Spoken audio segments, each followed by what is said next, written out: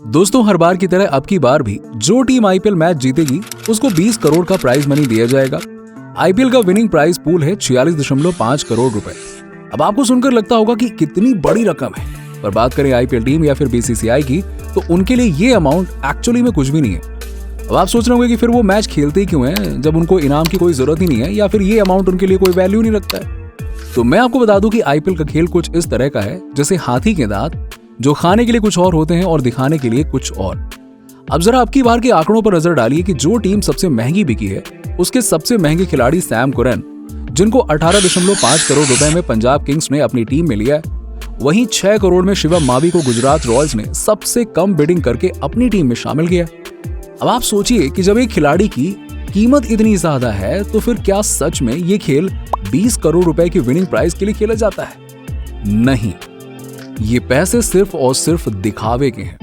इस मैच के पीछे की पूरी सच्चाई कुछ और ही है।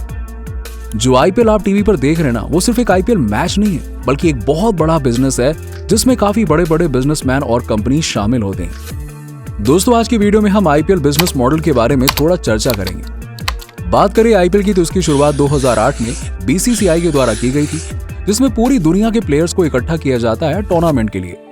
इस मैच की खास बात यह होती है कि इसमें एक ही कंट्री के प्लेयर्स के बीच में मैच होता है, मतलब कि टीम का सिलेक्शन करने का तरीका बड़ा यूनिक होता है।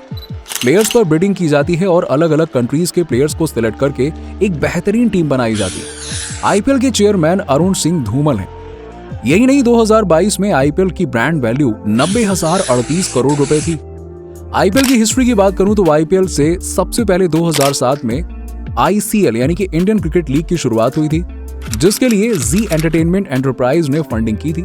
ये सेम वैसा ही था जैसा अभी आईपीएल है, पर इस खेल को बीसीसीआई और आईसीसी की तरफ से सपोर्ट नहीं किया गया और इंडियन क्रिकेट टीम के प्लेयर्स को भी इसमें शामिल होने से रोका जाने लगा। एट लास्ट बीसीसीआई और आईसीसी के मेंबर्स ने 2007 में उस वक्त के वाइस प्रेसिडेंट ललित मोदी की अध्यक्षता में आईपीएल का गठन किया था। अब आईपीएल के आने के बाद आईसीएल की वैल्यू तो खत्म हो गई थी। इस तरह से बीसीसीआई ने आईपीएल को देश में जगह दिलाई। बीसीसीआई को आप प्राइवेट एंटिटी कह सकते हैं, जो इंडियन क्रिकेट और आईपीएल को रिप्रेजेंट करती है।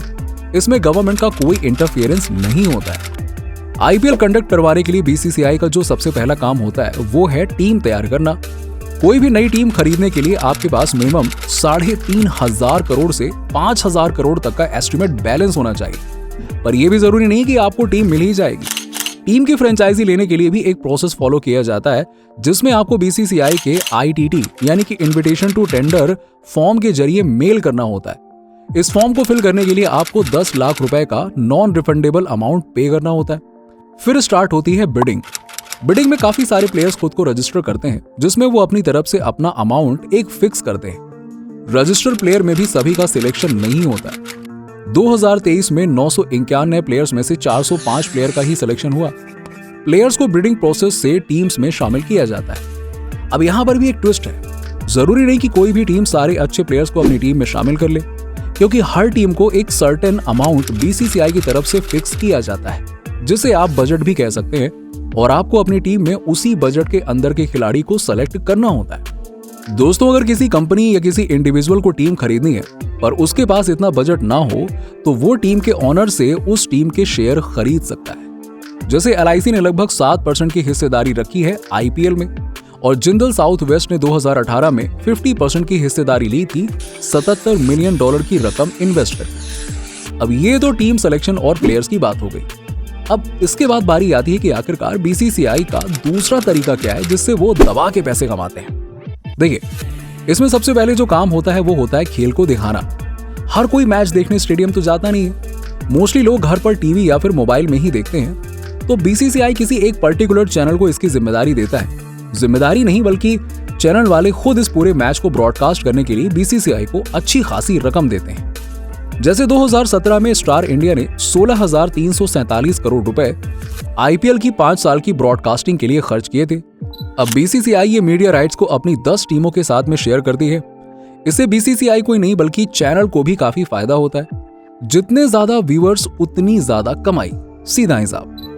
डिज्नी हॉटस्टार ने भी ये राइट्स लिए हैं। अब बारी आती है स्पॉन्सरशिप की। स्पॉन्सरशिप आईपीएल फ्रेंचाइजीज के लिए काफी अच्छे सोर्स ऑफ इनकम है। इसमें कुछ कंपनीज आईपीएल के नाम के आगे अपनी कंपनी के टाइटल को स्पॉन्सर करने के लिए अच्छे खासे पैसे देती हैं। जैसे आजकल हम देखते हैं टाटा आईपीएल, इसके लिए टाटा ने 498 करोड़ रुपए दिए हैं। इससे पहले वीवो, पेप्सी, ड्रीम 11 और डीएलएफ थी। वहीं और भी स्पॉन्सरशिप होते हैं जिनको आप प्लेयर्स के शूज से लेके जर्सी, बल्ले, कैप, यहाँ तक कि मैदान में भी देख सकते हैं और बाउंड्रीज पर तो बहुत सारे लगे होते हैं। अपनी जर्सी पर ब्रांड को प्रमोट करने के लिए भी कंपनीज अच्छे खासे पैसे देती हैं। हर टीम की जर्सी पर अलग अलग कंपनी के लोगो होते हैं क्योंकि हर टीम का टाई अप अलग अलग ब्रांड्स के साथ में होता है। इसके अलावा आप क्रिकेट फील्ड की बाउंड्री पर आपको अलग अलग ब्रांड्स के नेम मिलेंगे, जो कि ये सब भी प्रमोशन का ही हिस्सा है, जिसके लिए बीसीसीआई अच्छी खासी रकम लेता है। अब दोस्तों, टीम्स के लोगो लगी हुई कैप और जर्सी जो मार्केट में बिकती है, उस मर्चेंडाइजिंग के पैसे भी बीसीसीआई के ही खाते में जाते हैं। यस, यही नहीं, मैदान में एंट्री करने से पहले आपको टिकट लेनी पड़ती है, जिसका 15% यानी कि 15% हिस्सा बीसीसीआई को दिया जाता है। बाकी सब और हिस्सों में बढ़ जाता है। खेल में प्लेयर्स की भी ट्रेडिंग का ऑप्शन होता है। मतलब जब भी कोई प्लेयर किसी टीम में शामिल होता है तो उसको एक फिक्स ड्यूरेशन के लिए साइन किया जाता है। पर कभी कभी टीम के ओनर अपने टीम के प्लेयर्स को अच्छे अमाउंट लेकर दूसरी टीम को दे देते हैं। जैसे कि 2019 में शिखर धवन के साथ हुआ था, जो उस टाइम के सबसे हाई प्रोफाइल प्लेयर थे। इसीलिए तो आईपीएल में टीमें अपनी ब्रांड वैल्यू से भी जानी जाती हैं और इससे भी अच्छे खासे पैसे कमा लेते हैं। जैसे कि जिस टीम में स्टार प्लेयर्स होंगे उस टीम की ब्रांड वैल्यू उतनी ज्यादा हाई होगी। 2022 के आंकड़ों को उठाकर देखें तो मुंबई इंडियंस की ब्रांड वैल्यू $83 मिलियन थी, और अब की बार चेन्नई सुपर किंग्स की $1.1 बिलियन की रकम के साथ ये ब्रांड वैल्यू टॉप पर है। जिसकी ब्रांड वैल्यू जितनी ज्यादा, उसी टीम को उतना ज्यादा प्रॉफिट होता है। वैसे तो इस तरह से कुल मिला के बीसीसीआई अपना प्रॉफिट और सारी चीजें मैनेजमेंट देखती है। इसका पूरा का पूरा बिजनेस मॉडल ऐसा है। खैर, अगर आप इस बार आईपीएल देख रहे हैं तो आपको क्या लगता है कि कौन सी टीम इस बार आईपीएल जीत पाएगी? कमेंट सेक्शन में कमेंट करके बताइए। मिलते हैं आपसे अगले वीडियो में।